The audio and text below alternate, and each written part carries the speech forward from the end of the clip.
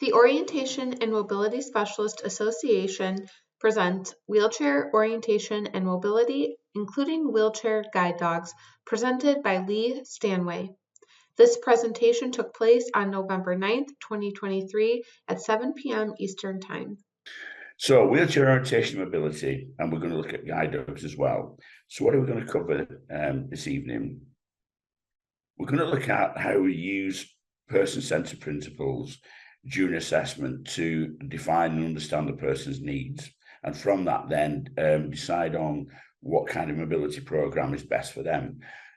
In the UK, I mean, I work for Guide Dogs UK. We often think of the guide dog being the ideal mobility aid, but it's not. It's just one of many mobility aids that can be suitable for someone.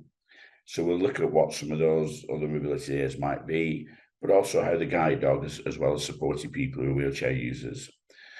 We'll look at the real importance of staff development in terms of being consistent and professional in our approach, and then look at occasions where we maybe need to change and adapt that practice. So I would say, given the time we've got, it's going to be impossible to do anything that's really overly technical and in a lot of detail. But what I'm hoping to do is to weave a story, really, and that is how people's lives have been changed by being taught mobility with a guide dog, but also then to see what we learn from that as well, from talking to people, asking for their feedback, working with the professionals. So hopefully that will come out through the presentation. So I'm going to start with perceptions of disability, and I'll loop through the top left pictures of the typical blue rectangle with a white figure for a wheelchair user. And that seems to be the international symbol of disability. It's what people immediately think of. A person in a wheelchair, that represents somebody who's disabled. And along with that then go some of the other stereotypes, such as the picture on the right, where somebody looks like they're quite elderly, is being supported out of a wheelchair, they need help, they need support, they need somebody to do things for them. So those are really difficult perceptions sometimes to overcome. But they're also contrasted with the opposite end of the scale, I would say, when we think of the recent Paralympics, where looking at some of the sports and the events that have happened, it shows that disability is not a barrier for people achieving the things that they want. And I've actually got a video here of a gentleman. I'm just going to turn the volume down a bit on this because it's a little bit loud.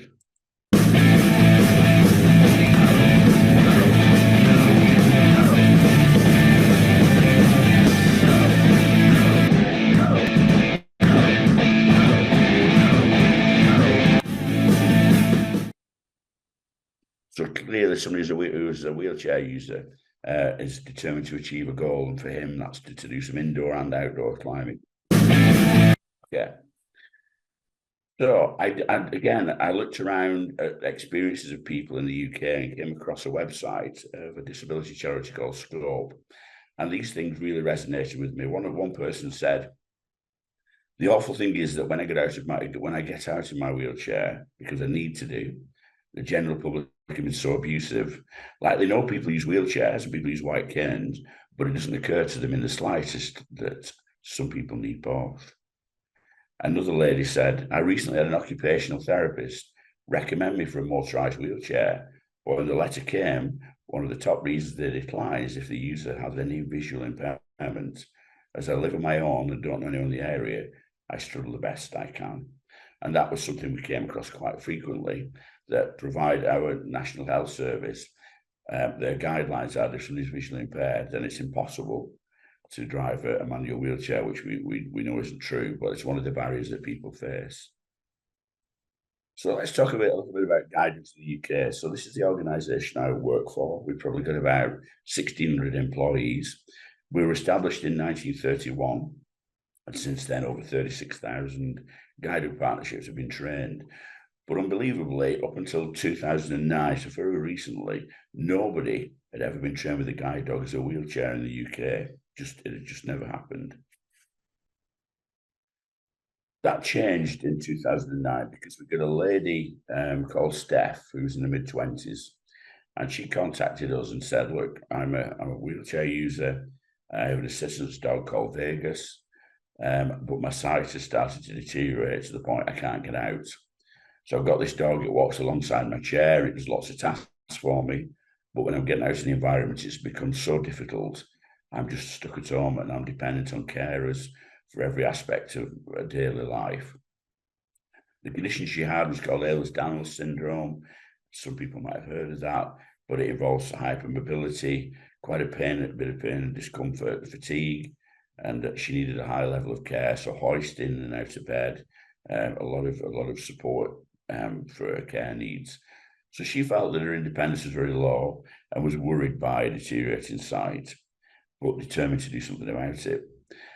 And it caused a lot of consternation at first because it wasn't something we'd done before, and sometimes the tendency is to think, "Oh, this sounds very risky. Are we going to be okay? What will it be like?" So some of the challenges were that in order for Vegas to guide properly, Vegas had been trained on the left-hand side of the wheelchair, but it was better for Steph to follow the handle movements of the dog using the right hand. Let me get this right. The left hand and put the dog on the right hand side. That's right. So that was a change for the dog. There's a lot of worry too about risk of injury to the dog and on the owner as well, and also some of the environmental challenges. And we just didn't have any staff who had experience, not something we'd done before. So the agreement was we would do it as a pilot, and Steph agreed for Vegas to be away from her for probably about 3 or 4 months, while the local team in the northeast of the UK went about the training. And I'm just going to show you a few videos. This is one of Vegas being training on the early walk. Good straight form. Good Good one. From that video, you can see that Vegas' tail's wagging away. She's quite happy. Nice central pavement position. She's slightly ahead of the chair, and that's the position you want. So it gives time for the handler to detect the movement of the dog, and the handle slightly longer as well, just to give the dog a little bit more room. So they were really enthusiastic and determined to kind of make this thing succeed. And the next video, you see them do some obstacle work with it. Good.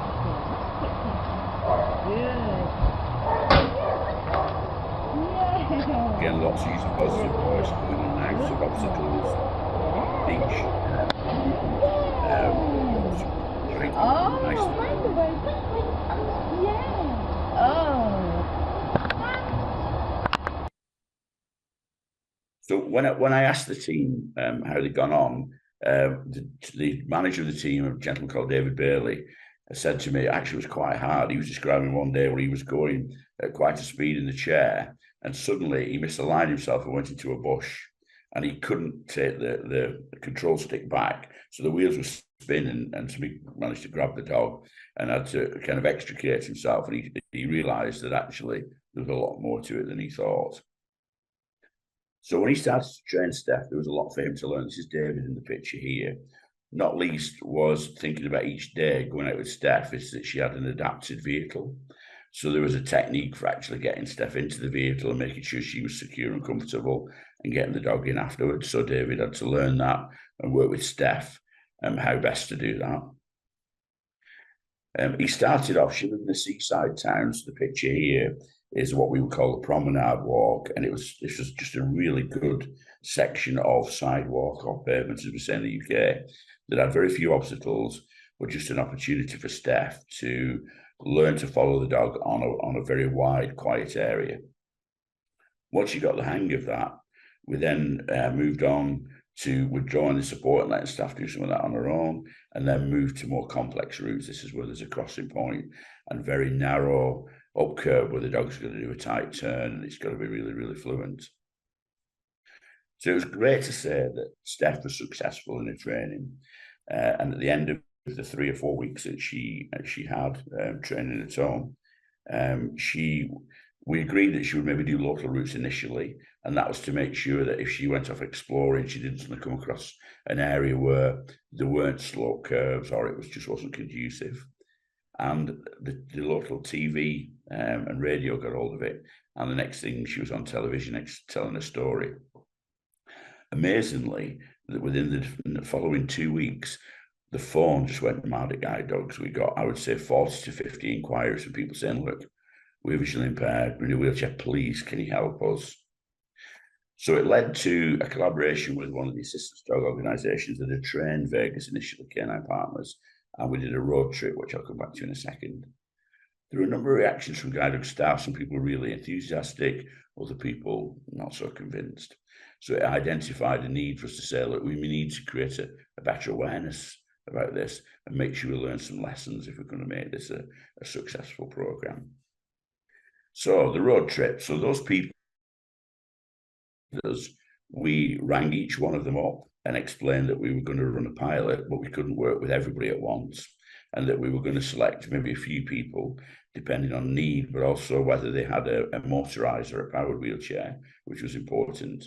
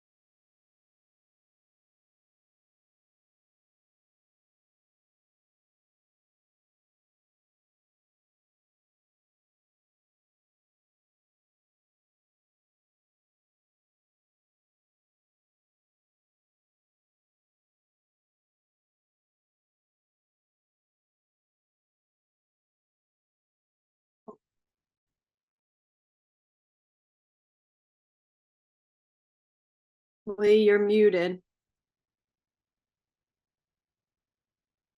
So, okay, am I unmuted now?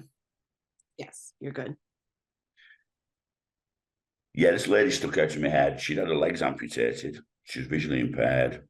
Her husband was a wheelchair user, and they would go out together. So we asked them to show what they did, and he managed to get into the back of the vehicle, and then he got into the driving seat, which was in an adapted vehicle, and they drove off to the local town. And the minute she got out the vehicle, he was shouting to her, "Okay, left. I mean, right. I mean, over there somewhere. Well, just stop a minute. No, go left." And she was just driving hopelessly and getting lost. We then started to do some of the practice walks with the harness to see what her driving skills were like in the chair.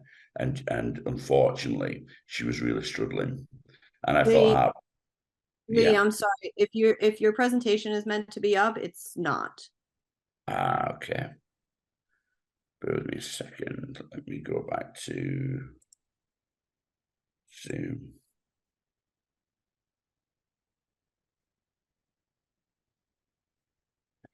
Sorry about this. Let's check.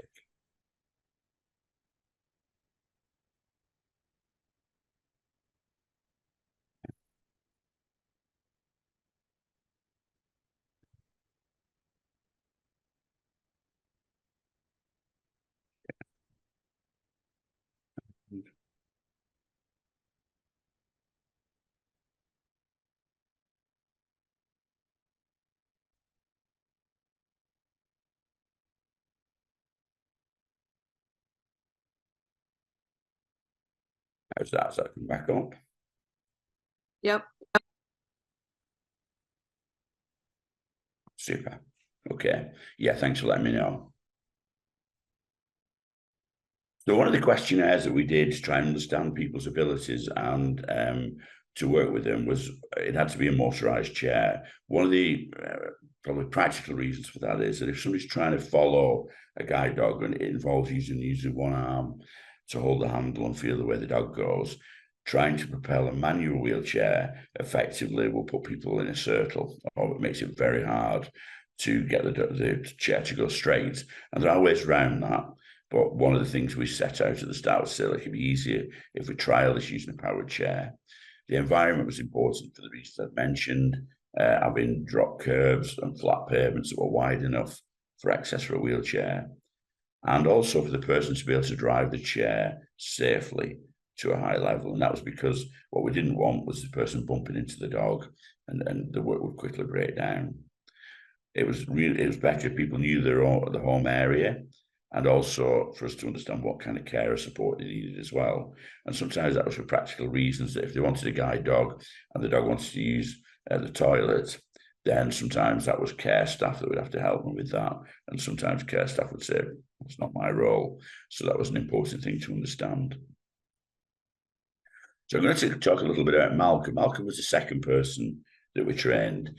He'd had a guide dog before, but he developed multiple sclerosis and ended up in a wheelchair. He'd seen the publicity about Stefan Vegas, but had just assumed he would never get out again. And he was quite depressed about that.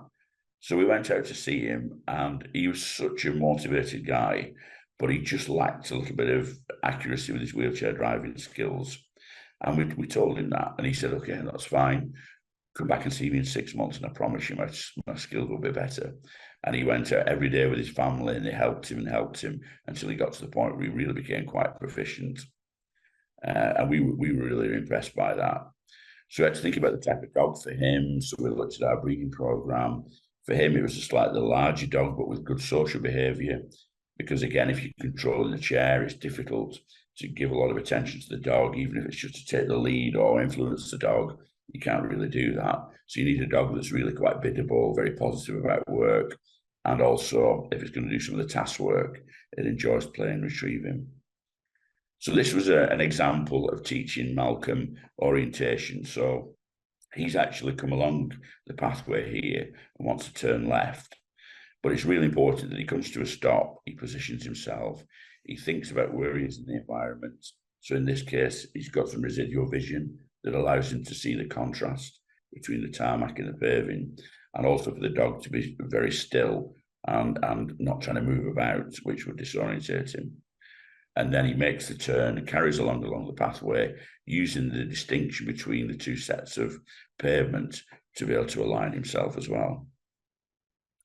This was where we set up some obstacle work for him, and you can see that Malcolm there is going between what we call an artificial obstacle course. We're using cones to do the very practice that you saw earlier when we were training the dog. This is, I'll just pause that a second. So this is a video of Malcolm working his home area, and you can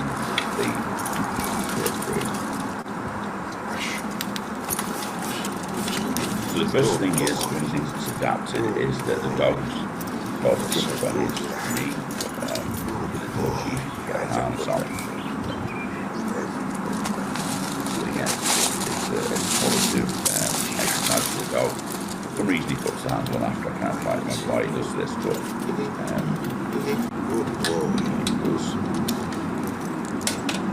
so this is the driveway at the front of the house, and in a second we get our very first distraction. There we go. That enters the scene. No, excuse me. Not sorry, Ash, the dog's called, is reminded. You've got a job to do. So you can see the control here. The control can be quite sensitive, and it's easy. And to the left or right, you can easily bang into things. Going through the narrow gap here straight away. Sometimes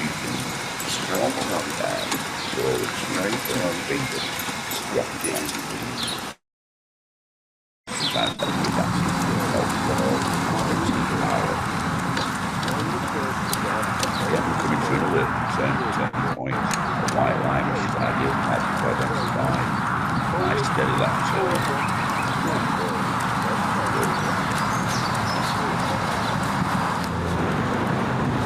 This is the crossing point for a business world, this. So I'll be identify where the crossing point is. And also rotates the ball axis and axis. Dog's really steady, trying to keep holding the weight until after nice. The red man's target to the and it's okay to go. And on his way, actually, if you look at the market, where he goes to the cafe and gets coffee.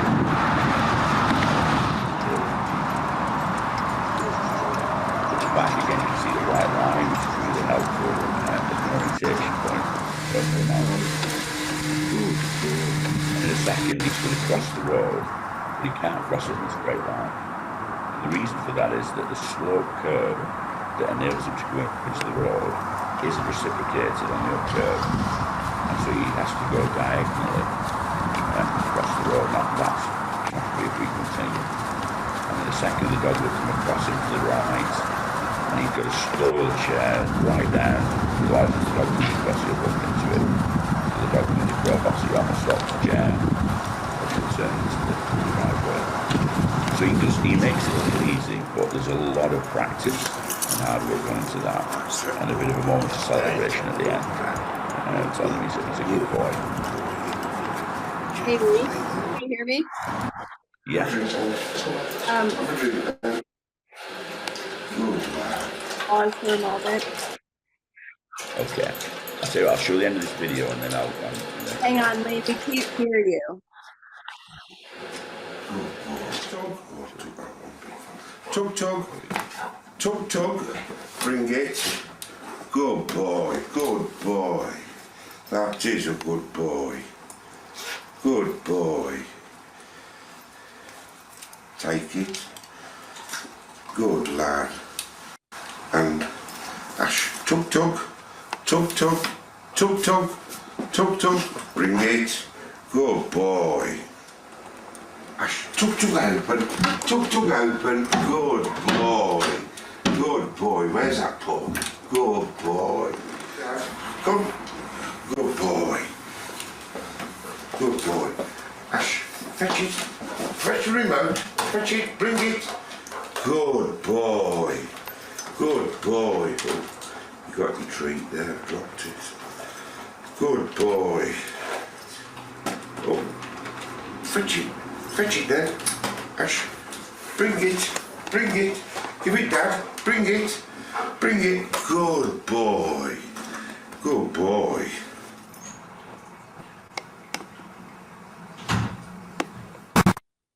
So I took my manager to meet Malcolm. I was just so impressed with how hard he worked and his family, how supportive his family had been. And my manager asked Malcolm and his wife and said, what difference do you feel the dog has made to you? And I thought he's going to say the guiding, because it's enabling him to get out. And his wife suddenly said, no, it's not the guiding at all. She said, I know, I've seen him do that before, and I know how guide dogs work. But she said, for me, it was the worry that if Malcolm was left on his own and he needed to ring someone in emergency and he dropped the phone and he would struggle to bend down to pick it up, I was just worrying about that. And the minute I knew the dog could pick the phone up and give it to him, that changed everything. She said, so now I feel I can go out and leave him. He goes off for his little coffee. I have a break and do my things. And she said, it changes the relationship, because instead of being his carer all the time, we now have we don't argue as much. We have time to do things separately. And it was very impactful the way she described that. So what were the next steps? Well, a lot of it was about understanding the client's perspective, understanding their journey, really, because for some people, they'd lost the sight first and then become physically disabled, and sometimes the other way around. Somebody was a really competent wheelchair user and then lost the sight. We needed to understand the environment better, think about eligibility criteria, think about what kind of training programs we were going to develop, not just for people, but also for our staff. And some of that might be understanding, say, things around physical disability, but working with health professionals. One of the things we realised is you can't be the expert in everything, and it's really important to work with health professionals. One day I was doing the presentation of Steph, where she was on the front of the promenade, and she was working the dog, and it was a group of occupational therapists, and one put a hand up and said, excuse me, but that doesn't look right at all. And I was thinking, what doesn't look right? She said, her position in the chair, the hand's slightly too short, she's twisting, that will affect her spine, it will affect her neck. You need to think about the design of the handle. And I thought, okay, that's good. Yeah. So it led to us starting to engage more with other health professionals to get their advice. And often on assessment visit, we would be picking things up maybe about sight loss in the home, but the health professionals would pick up things like the person's posture in the chair, the design of the chair, adaptations. So that was really good. We learned from other assistant dog charities, and also we learned from other guide dog schools, Guide Dogs for the Blind in California. actually ran a program from 2004 and were really good in sharing a lot of their training materials with us, and a big thanks to them for that. So one of the things we learned is that people describe going through a bereavement process all over again. And I think everybody described this, particularly in terms of people who lost their sight and maybe had a guide dog and were getting it independently. The moment they'd become physically disabled, it felt like all that independence had been lost.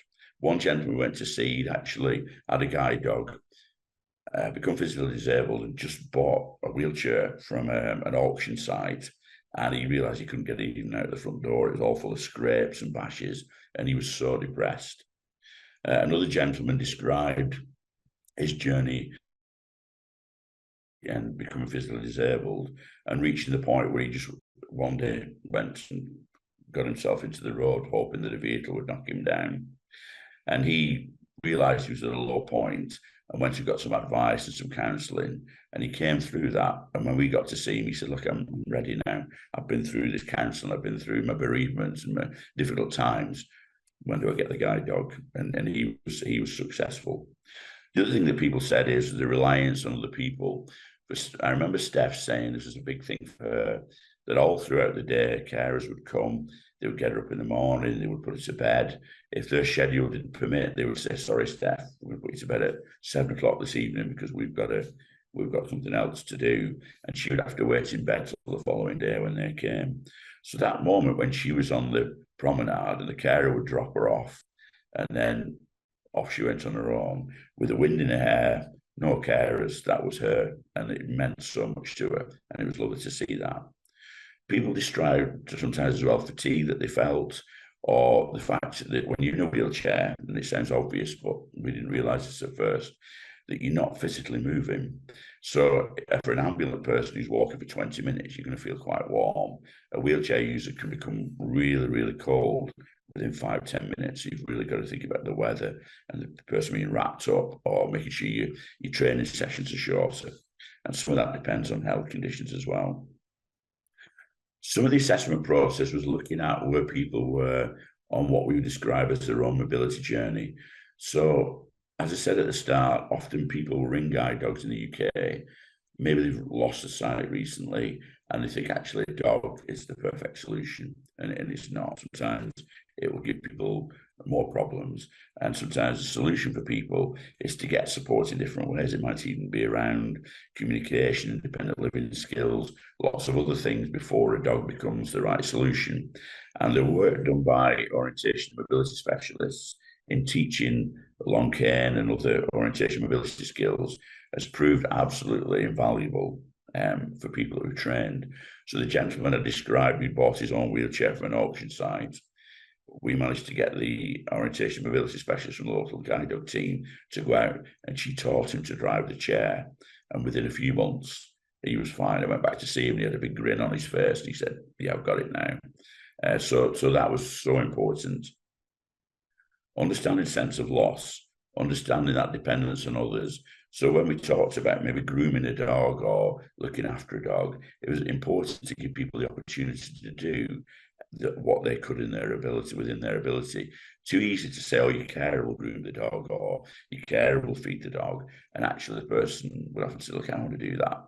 So it was about understanding that and giving people that opportunity.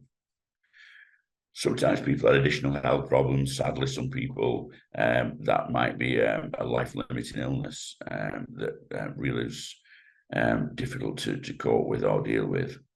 Sometimes it was about local routes and suitability. Driving skills, as I said, were very important, as was motivation. And the other thing was sensitivity in gathering information.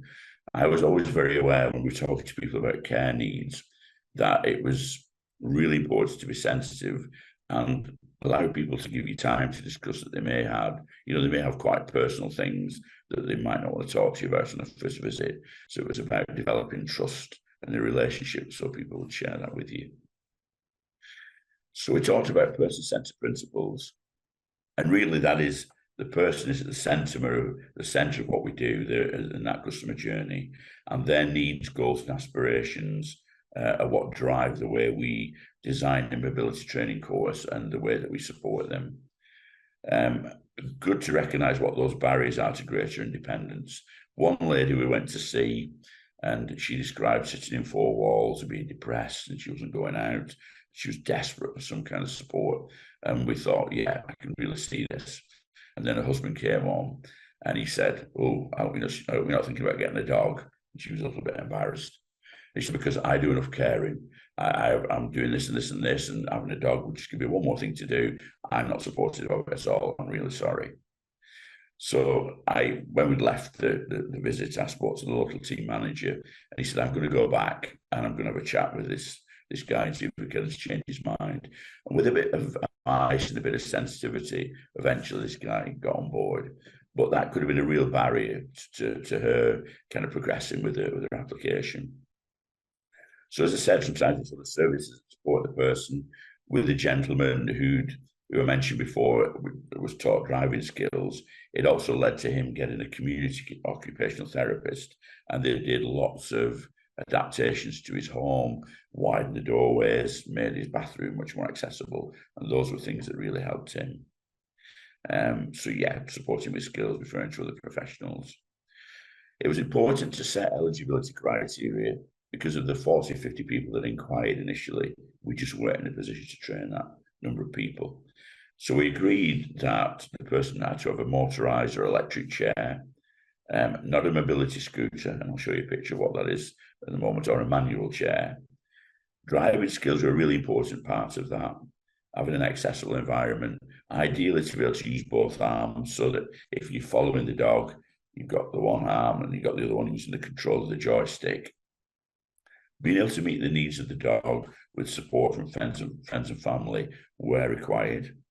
And there's a little bit about insurance and maintaining the safety of the chair and other things as well. And everybody we met has always been happy to kind of agree with those things. We ruled out a mobility scooter. These are things that are quite popular in the UK, and I imagine it would be in the USA as well. They're much quicker than a wheelchair. They're allowed to go on the road as well. They'll do up to 8 miles an hour, just not as manoeuvrable, and difficult to follow a dog with one of those. So we unfortunately had to rule those out.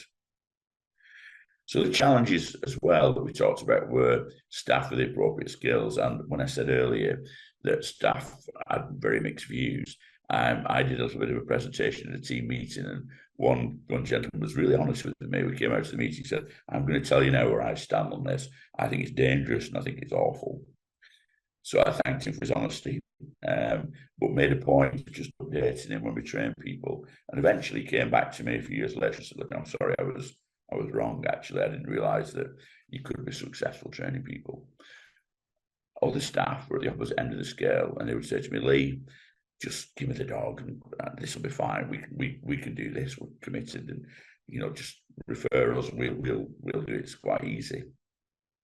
What we found is, I told them the story of David, who'd been driving the wheelchair on one of his early walks and got stuck in the bush, and how important it was even just to have that skill of driving the chair. If you're going to train the dog, your driving skills are going to be very, very good. And that's to minimise risk of injury to the dog and eventually the person.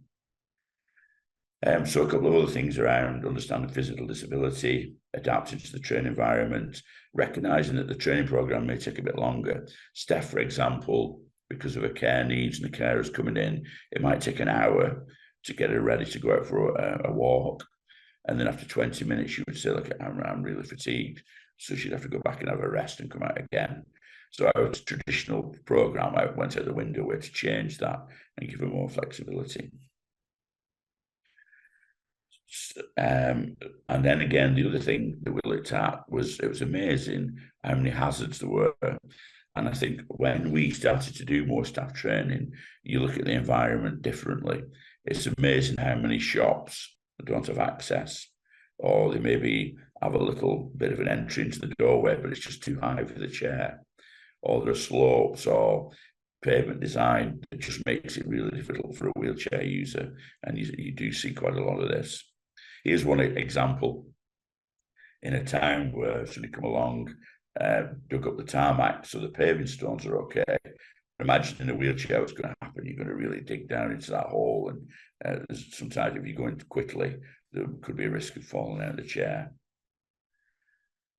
This was a good example of, I think, what you call in the USA truncated domes, or tactile paving, as we say in the UK. And this was a good place for a wheelchair user to cross, because there was some tactile indication of where they were, and a nice flat slope curb. But often you would come across this and the up curve would be high. And so you completely had to do, well, I wonder who designed this, but it was just a real challenge for people.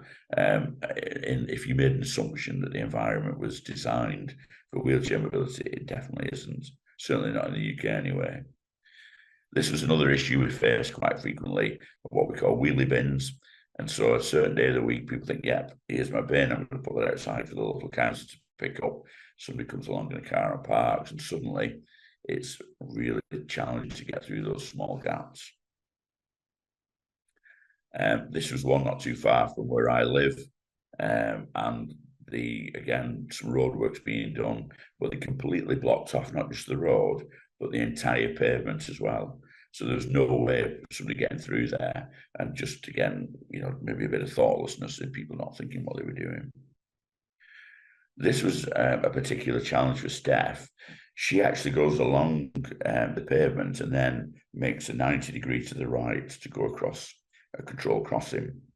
The challenge is that the pelican pole, or we call it the control point, where the red light is on the left picture, the button to cross the road is on there, which is on Steph's, is actually behind Steph.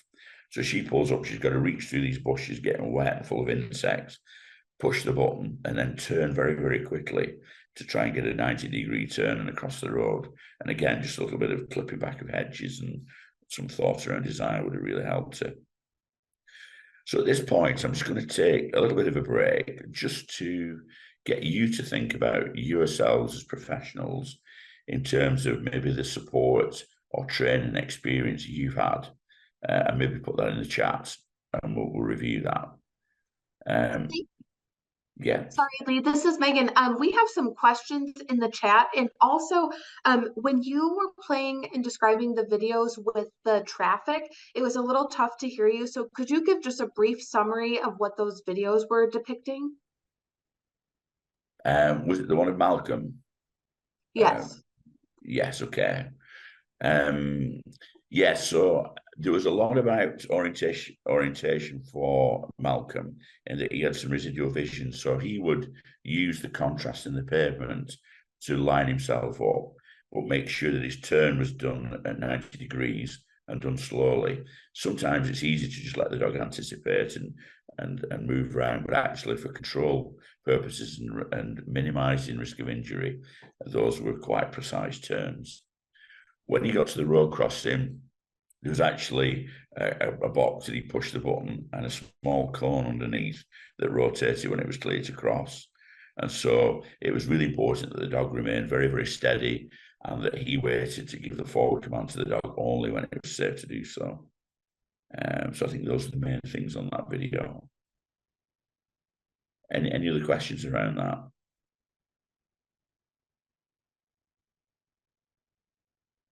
Okay. So, yeah, so if I can get you just to take a minute then to think about what experience or training you might have had, and where you got that training. So was it a course that you did? Was it a workshop? Was it something that you did in a previous role before becoming an orientation mobility specialist? And as we start to pick that chat up, what I'll talk about the experience we have in the UK and how we try to address that. So, again, Megan, I don't know if you picked anything up in the chat around that. I am, and I also just put it into a poll. Fantastic. Yeah, great. How did you do that? And then while those are coming in, we have a couple questions and comments in the chat. Do you want those now, or do you want me to wait until the Q&A for that? Just give me a flavour of what the questions are, and then I mean, maybe we're going to cover it anyway. But sure. So Jane says, I understand ruling out scooters with a dog, but with a cane. I find clients don't follow the cane tip as well with the power chair. I wonder if the potential to get a dog could affect the client's ability to get a power chair. Okay, so this is really about, so when you say the person's having a problem using the long cane with a chair, is that a coordination problem? Or, and I'm aware sometimes for people, part of the physical disability maybe affects fine and gross motor skills. Some people have pain in the joints, and so it's hard to hold a long cane. So is it more around that, or is it kind of technique?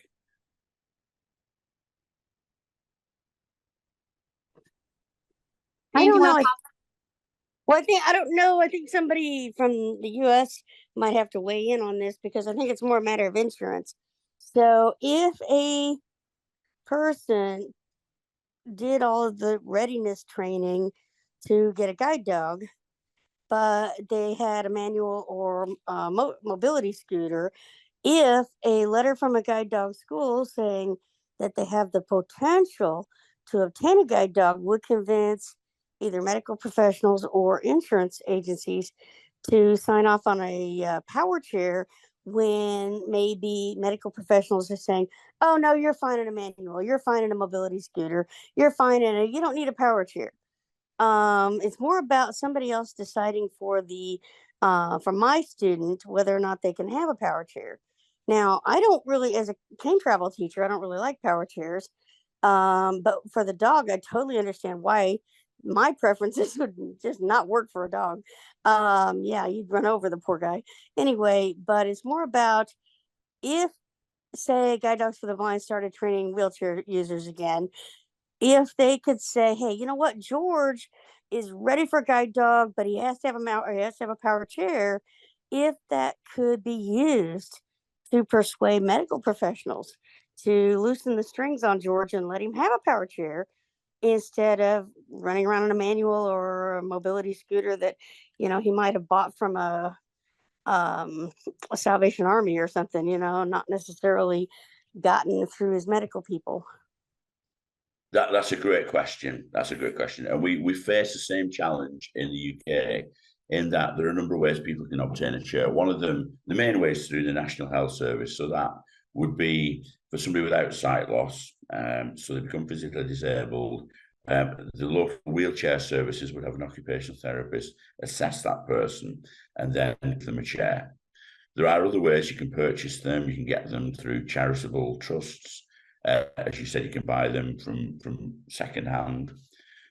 What we tried to do was, when the person met that barrier of the local health service and saying no, we would try and meet with them.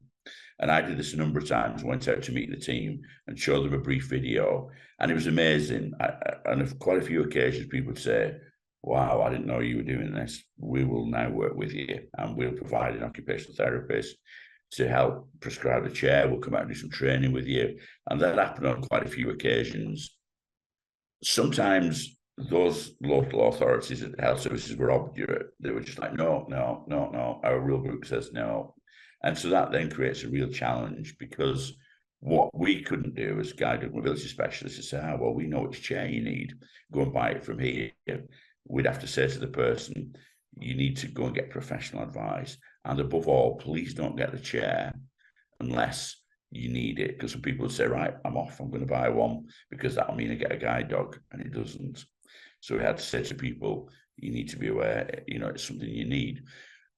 Even recently, we've got somebody who's using a mobility scooter, not because it's ideal for them, but they just hate the stigma of a powered chair or a manual chair. So it's a real struggle for them to make that kind of leap from thinking, right, I'm going to use something that has that perception we talked about right in the beginning, whereas a mobility scooter is faster, it's quicker. And so that's a real barrier for her in kind of making a decision whether to proceed. So it's not necessarily giving you a great solution, but I think we did recognise in the UK it would be useful in the longer term to do some work with the health authorities and try and say, look, potentially you're discriminating. You're assuming that somebody with a visual impairment can't drive a chair, and they can. And it maybe needs somebody to challenge that and move that forward. So hopefully that's answered it. I'll just put the other questions on hold for the time being, because I'm looking at this poll, which is really interesting, that almost half of the people who responded have said no training. A lot of people had 1 day training, sorry, it's about 24%, and then slightly more than that have got some past experience. In the UK, I'll just show you what we happened with us. So 75% of staff had no training. 20% had done maybe a 1 day course or a half-day course, and only 5% of people had past experience. And we looked at our GDMIs. From the 120, only 3 had had any past experience. So it suggested to us there was a lot of work to do. So let me just see if we can move this forward. There we go. So hence we began a relationship with a college or an organisation called Henshaws, and one of their services was a college of education for students with complex needs, many of whom were wheelchair users. And we met with them, and they said, "Look, we'll design a program, and we'll help you. And if your staff want to come along, we'll put people through." We agreed it would be a 2-week residential training course. So they did a number of things. They employed O&M specialists. They employed physical therapists, physiotherapists, occupational therapists, which was really good. And we're able to do a number of things around wheelchair design, adapting the way that foot plates or armrests and all those types of things, which is really important. So one of our early groups you might recognise in the centre there, Taylor McCaffrey, who was one of the best students and later on went on to tutor on the course. So really, and everybody that did the course really, really loved it.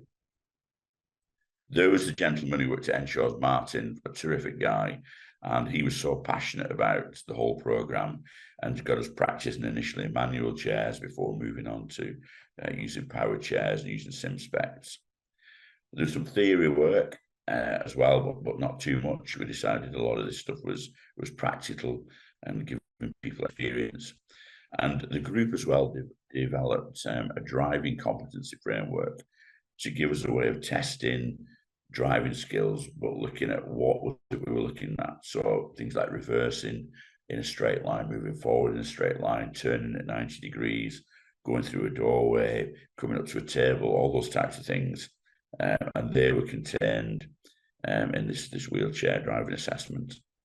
Now, one of the sessions we did, and I'm going to ask Taylor maybe just to say a little bit about this, was around long cane, because we didn't want the course just to be about the guide dog. We have had sometimes people approach us and say, actually, I've had guide dogs in the past. I want to learn long cane as a wheelchair user. I don't want a guide dog. And for some people, it was a precursor to having a dog. But there was a lot involved in the way you adapt the technique. So I'm going to, Taylor, if you wouldn't mind spending maybe 5 minutes just talking about some of those adaptations and what your experience was on the course. Absolutely. And I saw earlier a few questions relating to this. So hopefully I cover some of it and yell at me if there's still other questions. So in terms of the big question that often comes with wheelchair users is, what is the correct length for a wheelchair user for their cane? And the big thing that we learned was there is no real answer to that. There's a guideline for when people are standing and ambulatory, but for wheelchair users, we found it tends to be longer than if they were ambulatory, but that is not a hard and fast rule. The biggest factor we found was where the wheelchair user positions their arm. And because there are often physical limitations, we often didn't have say as to where the person's arm was positioned. When we're teaching somebody ambulatory, very often we have that ability. In a wheelchair user, we regularly didn't. So if the person was most comfortable with their arm positioned on the arm of the chair, then very often your cane needed to be longer to clear the distance over their knees. If they were more comfortable with their arm resting in their lap, that meant the cane often traveled through their knees, and then it didn't necessarily have to be as long. The width between their knees often covered the appropriate arc width, which again is slightly different for a wheelchair user, because instead of it being that inch past each shoulder, it's about an inch past each of your widest point of your chair, which can vary from chair to chair. In terms of ability to actually sweep, that was another factor that regularly comes up. The adaptations that we made to the canes often involved widening of a T-bar cane tip. Sometimes it took the shape of a hockey stick. So if somebody was most comfortable with the cane all the way to their right, they could push it forward with something covering in front of them, similar to what I'm blanking on the name of the tip, but the hockey stick shaped tip. Those were the two biggest adjustments, was the length and the tip or the arc width. The other factor was coordination. How do you learn to move your cane in an appropriate arc width and you move a joystick independently in your brain? The best thing that we learned was rent a wide open space, so a gym or some other large hall where driving skills can be developed before you ever put a cane in the person's hand. So driving skills can be developed safely before you put a cane in the person's hand. So it's driving, and then it's simply holding a cane, and then it's moving the cane and the chair together. When that starts, when cane and chair come together, you will guarantee lose your driving skills. You will move the cane and the chair together. But if you have done the prep work of driving, that very quickly irons itself out, which is why you want that nice big open space to allow for that wobble back and forth initially. But like I said, with that pre-work, that very quickly smooths itself out, and the person is able to separate the two hands because they have done that pre-work. Apologies, I missed a step. So we teach to drive, and then we take over the driving and teach the cane, and then we put the two together. Does that answer what you wanted me to cover, Lee? That's perfect. And I think within that, you're thinking as well about the length of the cane. What you're trying to avoid is the person twisting and turning the body. One person I'd seen be given a very short cane by somebody who'd not done any cane training before, and they're almost leaning right out and bending all the spine. So it's an issue, as you said, it's about having an upright, relaxed position, having the cane so that you can move it, maybe adapting the handle or the actual tip. I must admit, as you said, it's this thing about tapping your head and stroking your tummy at the same time. I could not do it. And I was all right following the handle for the dog because you just relax and feel it. But the minute I was doing this with the cane and trying to, I was all over, and it does take some practice. So I think all the tips you gave there were really good. I think that's a really good point, Lee, though, that if you can drive your chair and move your cane, you're probably going to be able to follow a dog. Yes, absolutely. The other thing that people often said is that once you're in a wheelchair, the feedback from walking on the sidewalk or the pavement becomes different. What you feel through your feet is not what you feel through a chair. And that will vary depending on the size of the tyres, the amount of rubber, whether they're hard tyres or whether they're inflated. So a lot of the practice we did was looking at slopes and being able to detect slopes going up and down, and also looking at different paving, whether that's like a soft rubber or the truncated domes or all those types of things, practicing trying to pick that up. So again, you've got one person here being driven in a control on the back of the power chair and getting her to try and pick up along this pathway what type of paving is that you can feel underneath the seat. Gradually, you do pick it up. So we worked, it was really good to have the physiotherapists working with us, the occupational therapists who were there, wheelchair engineers and different people. And that was, I think that was a big part of our program. Another one was there was a local shop that sold wheelchair mobility equipment, and the college had arranged for them to give us some time demonstrating all this equipment, and they were great. There was no charge to it. And I think they gave us till, I think it was about 3 hours or something like that. We had biscuits and coffee, and we all got to have a go in this different equipment. And somewhere I have a picture of you going up and down on this chair that actually allowed you to go up to full height. But I thought I'll spare you blushes and not include it. The other thing we looked at was thinking about the long cane. For some people, maybe some residual vision, something like this type of shorter cane, we would call it maybe a guide cane, or sometimes a short symbol cane, is enough just to give you information about the gap you're going through. That perhaps visually that looks narrow and you're not quite sure where you are, but use of the cane, as you can see here, Gem's actually just checking where she is in relation to the wall on her left-hand side, and able to just get herself through that gap. They actually brought a bus into the centre, and this was one of our colleagues practicing this thing where you had to actually come onto the bus and reverse backwards into a space. It was really quite difficult to get that right. And I can testify, we eventually went onto a public bus, and Gemma had got me on, and I was finding it quite difficult to do it. And I was backwards and forwards, and everybody was waiting. And suddenly, I couldn't see because of the sim spec, everybody clapped. And that was the worst thing for me.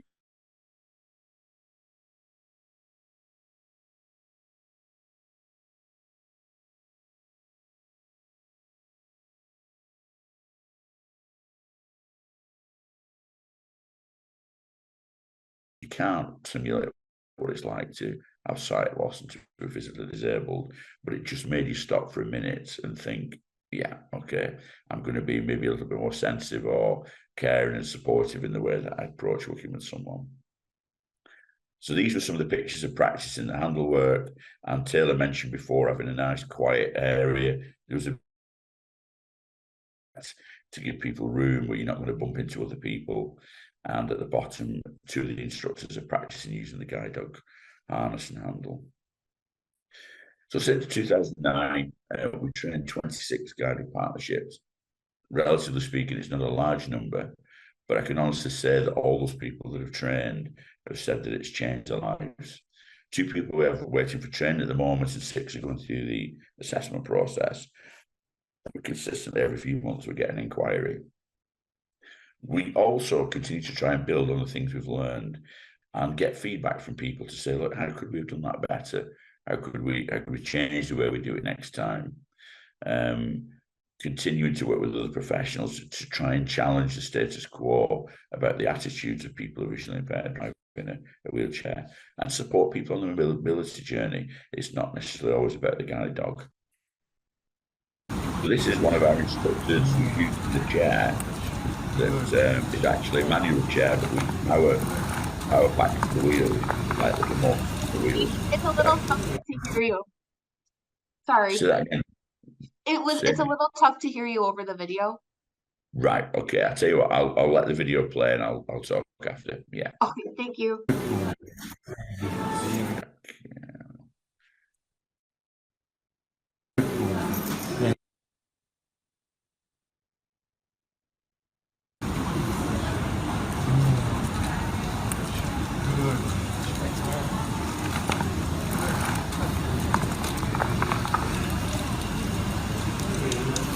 So that was one of our instructors working in actually a manual chair, but with specially adapted, and that the wheels had some kind of motor that were attached to a battery, so it could be used as a manual or a power chair. He didn't like this chair at all because it had no suspension. It had very solid wheels, and so when he was going up the up curve, he probably heard the chair bump a little bit, and that can be a little bit disconcerting for the dog. But in a second, he finishes the walk. Very good. Very good. Good. Okay. Yeah. Good. And that technique of getting the dog to come onto your paws, again, we had to be aware that some people, due to disability or health condition, couldn't cope with the dog doing that. And so we had to be very aware. David actually trained a lady whose foot was so painful, she couldn't even have a shoe on it. She couldn't cope with even having a shoe. So she'd just out of a sock. And we were really worried about the dog bumping it. So a lot of work had to be done with making sure when the dog came round that it avoided a foot. And again, she was managed to be successful. So the last person I'm going to talk about is a lady called Diane. Diane had been waiting for many years for guide dogs to decide we were going to train wheelchair users. And she promised herself the minute she heard we were going to do it, she would pick the phone up, and she did. She was one of the early people to contact us. These are some pictures of Steph in a home area. It wasn't the easiest area to work. It was quite hilly, and sometimes the pavements were quite narrow. But people were trained on excellent driving skills. She'd become physically disabled at the age of 12. She'd lost her sight, I think, probably maybe in her 20s. And then her husband had supported her until she was about 15. He died suddenly. And she was really upset, sad about being on her own. And so we did some training with her. There were all kinds of things in the environment. This was amazing. This was a pavement where, to the right in somebody's garden, the roots of the tree had started to come through under the pavement, and they just kept putting tarmac on top, and so they'd become this big slope that was very difficult to get around. And the only way to do this was for the dog to go behind as Diane made her way through. And you can just see another picture of that there. It's quite awkward. This was one of the routes she did, a lot of wheelie bins out, very narrow, not the easiest to get down. And somebody here in a vehicle had just parked it on the pavement and abandoned it. Weren't even in, and again made the pavement very, very narrow and challenging. So this was Diane going into a local town to a supermarket, across a crossing, and then there's all kinds of different ways you go here. But again, she knew the area so well, and her orientation was excellent. And so we finished the walk, and we told her that, you know, we were really pleased, and she'd actually qualified with the dog. And she doesn't show on the picture, but she actually put her arms up, and she was so delighted that she'd finally done it. And she actually said at the end, I wished I'd received this fantastic opportunity years ago. I'm sure it would have enhanced my life. I can't imagine the future without my trusted Ural guide dog by my side. What we're doing now is just finish, getting toward the end. I'm going to show you a video of Steph, Malcolm, and Diane with the dogs.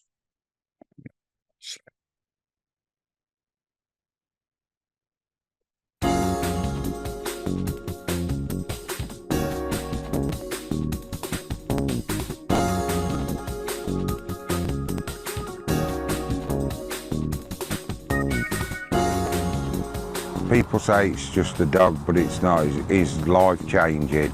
It's given me my life back. Rusty has transformed my life. Before I ever had a guide dog or an assistance dog, I was basically housebound. The only time I'm independent and can do what I want to do is when I harness up Arrow and I can go down the street on my own. Literally, the minute I put his harness on, I'm me, I'm free. Good boy.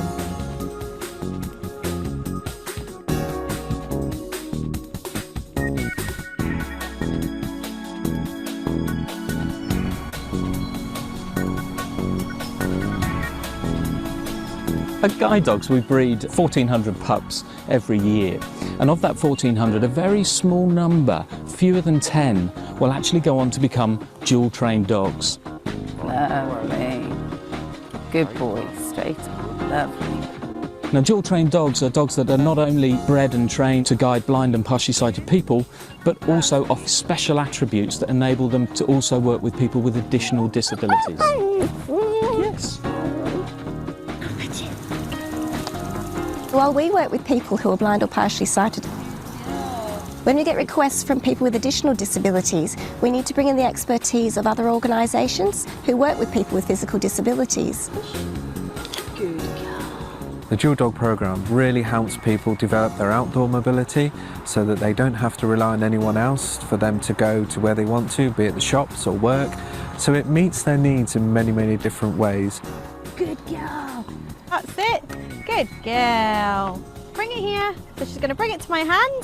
Good girl. All the tasks that we sort of teach the dogs, it's just a game to them, really. So it all comes under a touch, a tug, or a retrieve. And, you know, the dogs naturally want to be doing that. So our job is then to sort of tailor-make that training for each individual partner. What we're seeing here is this dog's ability to pull on an item, which if opening the door or even taking off clothes.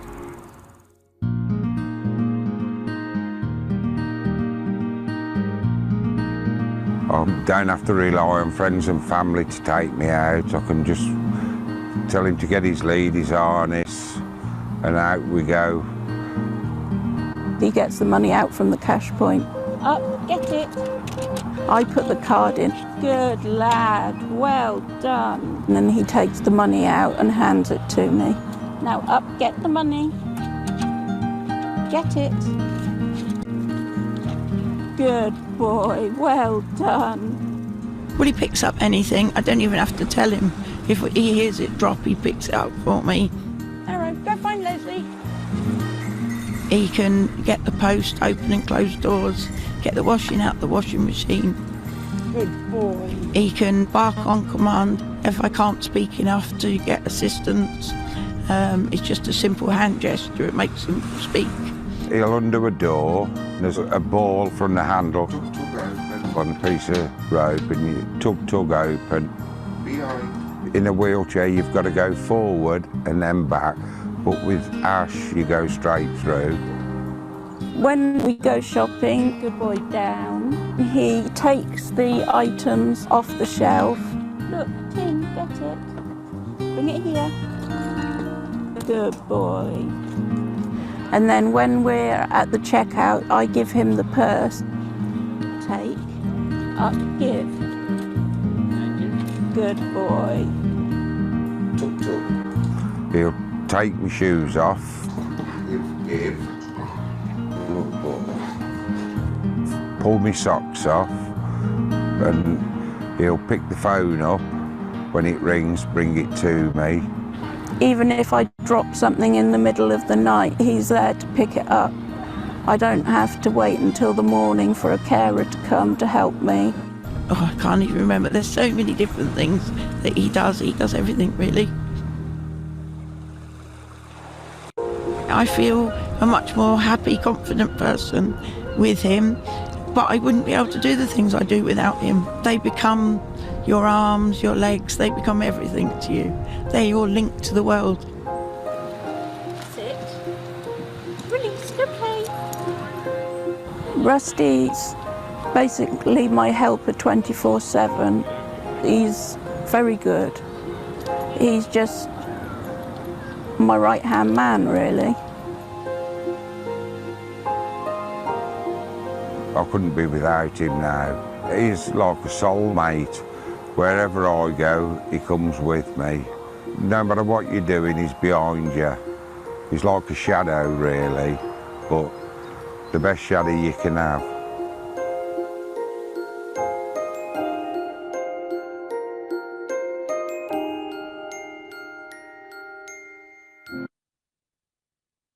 Just briefly, I've got a quick video here that I'll see if I can get to come up.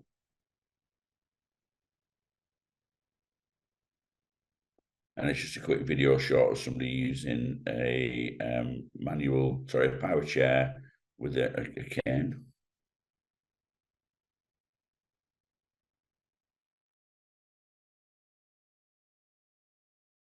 You're muted, Lee.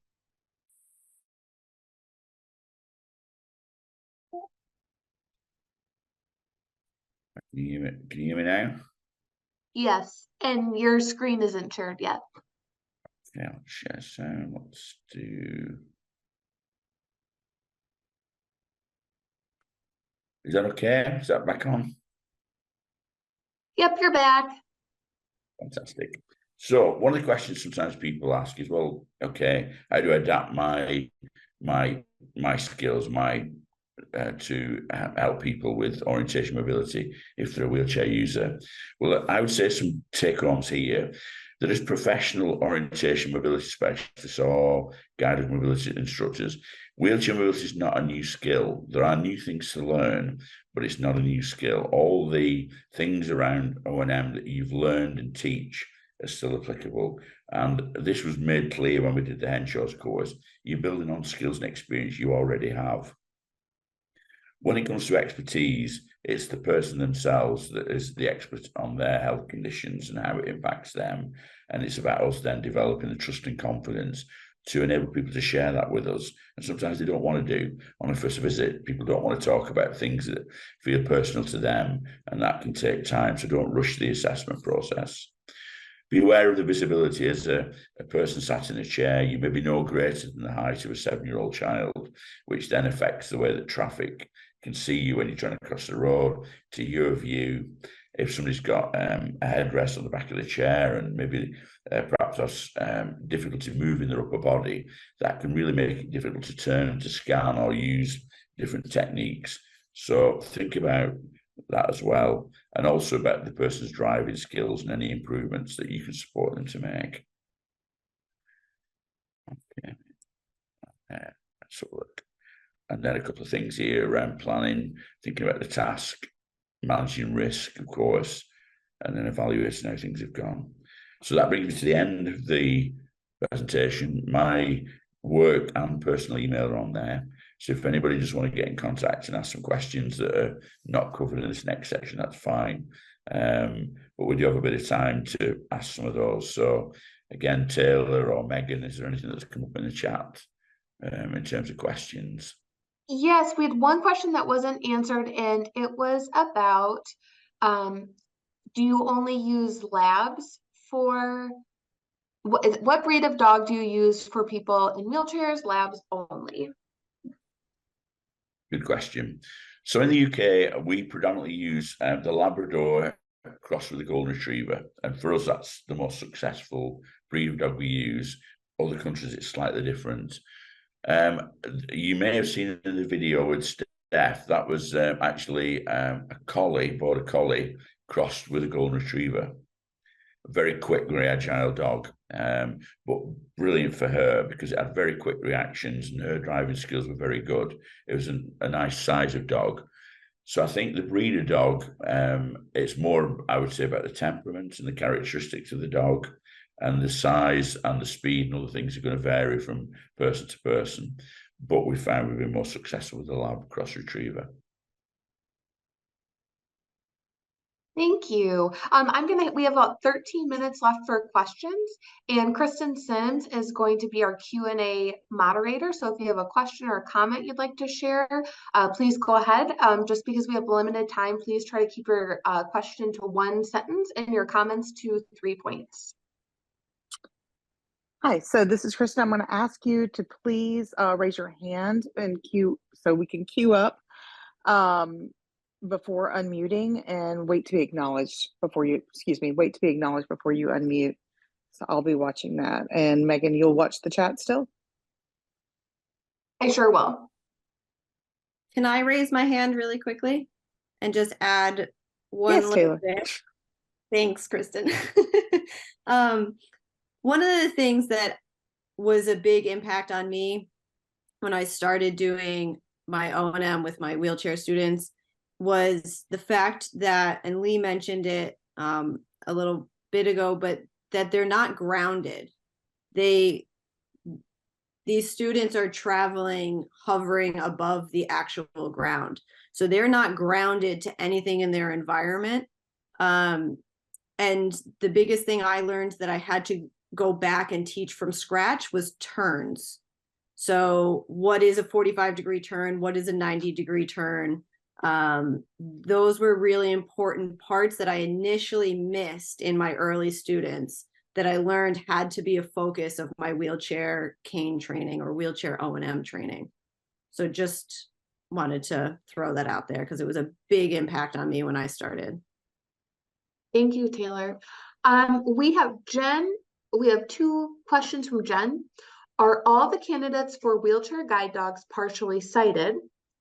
And then I'm going to read this just in case they go together. And then, do all wheelchair guide dog users receive white cane training before they are eligible for a guide dog? Again, great question. So I think I would say most of the people who trained have some level of residual vision. So in the UK, we people are either registered severely sight impaired or sight impaired. And I would say that there are people who are severely sight impaired who have gone on to have a dog. I would say Diane, probably of all the people there, had the least residual vision, but compensated by having an excellent knowledge of a home area and also very good driving skills. So it'd be fair to say of the 26 people we trained, none of them have had total vision loss. But we try and use the vision people that have got to enable them to complement the work of the dog. And the other question about use of a long cane, we don't make it compulsory in the UK, but we do try and advocate the fact that if you've got good orientation and mobility skills, it makes working with a dog so much easier. And we've found to our cost sometimes that if you put a dog in there too soon for somebody and they've not got those skills, they're less likely to be successful. So we try and encourage people to try and do some form of orientation mobility, ideally with a cane. If the person's unable to use a cane, then we don't push that. But we do highlight the importance of O&M and having that confidence in the environment and knowing where you're going. Right, we have a hand raised. That's Jane. Okay, thank you. And first of all, I want to thank Mr. How do you pronounce your last name? Stanway? Stanway, yeah. Stanway. Oh my gosh, I love that accent. You were so worried we wouldn't understand you. And the whole time I was thinking, oh my gosh, he is so cool. He sounds like Churchill. And Americans love Churchill mostly. So that's a huge compliment. But I think American O&M teachers need more of this hands-on wheelchair type training. We have a gentleman who worked at the, Dr. Shirley, correct me, Boston, what's that program in Boston? Not the Carroll Center, the big famous school for the blind. I'm having a senior moment. Perkins? Anyway, Perkins, yeah, he worked for Perkins. He did some stuff with American Printing House. Now he's working at, last I heard, working at Affiliated Blind of Louisiana. And his name's Scott Crawford. He's done different programs, like seminars all across the country for Southwestern O&M Association, Northwestern O&M Association, Southern O&M, different places all across the country. But I really feel like we need more hands-on training because I came out of a program that's extremely intensive, non-visual. I probably spent 1,000 hours under a blindfold to get my degree and get my certification, but that was on my feet. And we had so much concentrated training in just standard blindness skills that when I'm teaching wheelchair skills, it's like, oh my gosh, I know nothing. So, based on just, we put so much weight on foot travel, if you will. I know that's an old term, but we really need programs out there that will hit us over the head with these wheelchairs and give us this much more training than we've been getting. I know I could use more. That's a terrific attitude, and I think just that motivation and desire to learn more, that really inspires me when I hear that. I have met Scott Crawford. I met him on a couple of occasions, and I've done a couple of his workshops, and he's a great guy. And I think what he teaches is absolutely fantastic. And I agree. I think the point that Taylor made before, the minute you get in a chair, it changes because you can't feel how you kind of moving through the environment. It's much more difficult to pick up slopes. You're acutely aware of when the camber of the pavement changes and suddenly you feel you're going sideways, and it feels so different. So having time in that chair under sim specs of blindfold, as I said before, you can't simulate it exactly, but it just makes you stop and think, how would the person I'm working with feel in this situation under these circumstances? One day we were doing the course and one of my colleagues had been out maybe 20 minutes and I was watching, she started to shiver.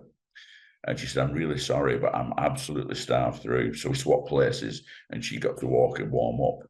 But again, it was that thing of how often when we're doing training programs, certainly I've done this, where you think, right, I've got an hour's training session here. And actually after 20 minutes, it would be too much to go beyond that. So it's thinking and adapting to the person.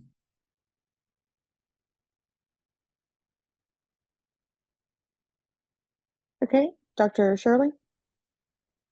Yes, Scott has a book, costs $1.25 English American money through American Printing House for the Blind, and it's excellent. If anyone wants to purchase it as a reference. And of course, we hire him to come and do a 1.5-day workshop to our graduate students at Texas Tech University, but certainly not enough. And he emphasizes the importance of indoor work, and especially turns and going through doors and things like that. Yeah, thank you for that. And again, having done his workshop, it's invaluable, because when you're there at the door, you think, okay, which do I pull it, which way do I move the chair? And he allows you to do all that through the course. So I'd highly recommend, if you get a chance to do any of his workshops, or I think he's contributed a chapter in the orientations of foundations of orientation and mobility. I think he's done a chapter in there as well. So I'd highly recommend what he's done.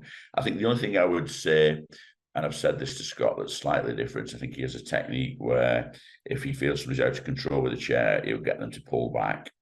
And I think that might work in some situations, but I really do like the way Taylor described, is get somebody in a quiet environment, in a church hall, a village hall, a gym, and just make sure that people got the opportunity to use the chair and control it in a safe environment. And if you give people enough time to practice that, it's unlikely you need to pull back on the chair. But that was the only difference, I would say.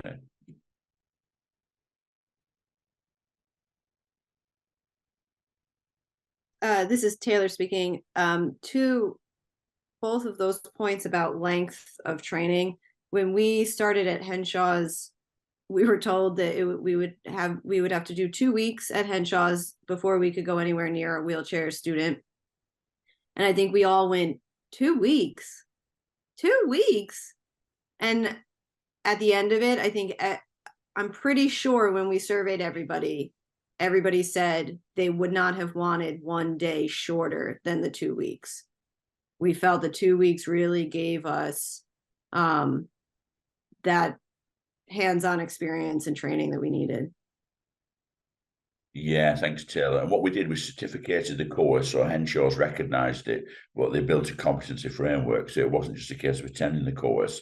By the end, you had to demonstrate driving skills, how to assess and task analysis, working with somebody, design a lesson plan, and all that was tested before you got your certificate. But it was a good course.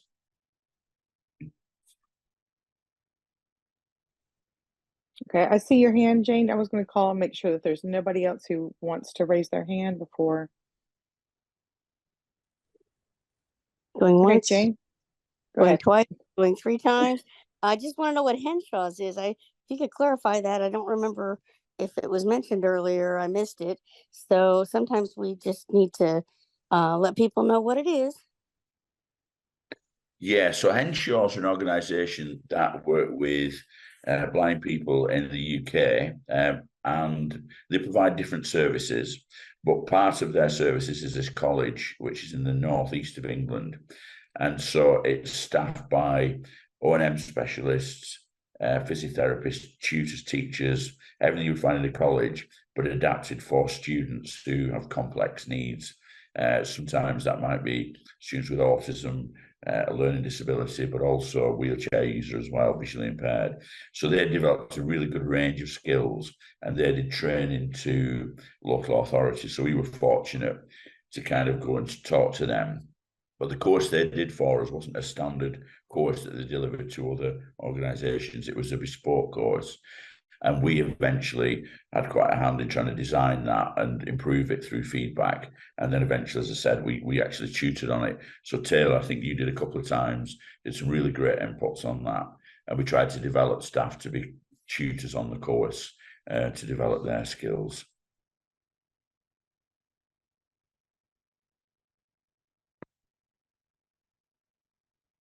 Megan, I think there's...